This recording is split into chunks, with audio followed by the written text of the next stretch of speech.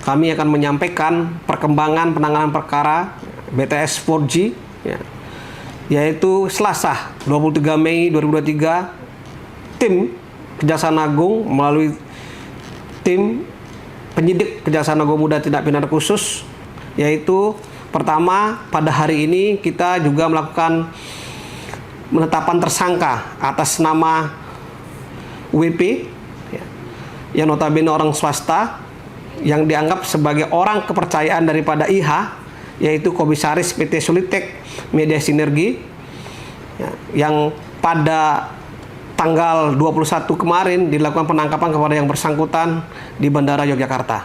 Ya.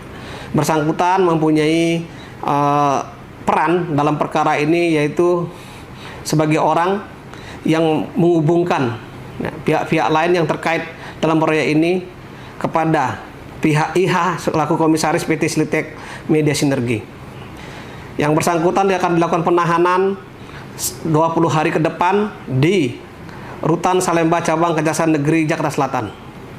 Dan perkembangan pada hari ini juga akan kami sampaikan bahwa Kejaksaan Agung dalam hal ini Jaksa Agung Muda Tindak Pidana Khusus Direktorat Penyidikan melakukan serangkaian pemeriksaan terhadap 6 orang, yaitu saksi GGS, yang kedua saksi LH, yang ketiga saksi HEP, yang keempat saksi EH, yang kelima saksi WNW, yang keenam saksi AD. Ya. Selain itu, kita juga telah melaksanakan tahap 2 sebanyak 5 perkara dari 7 tersangka. Ya. Yang 2 kemarin kita lakukan tahap 2 atas nama tersangka IH dan tersangka MA. Ya.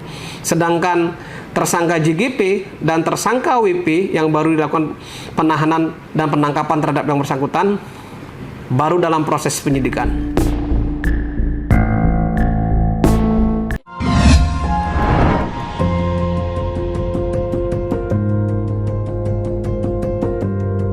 Kompas TV, Rumah Pemilu.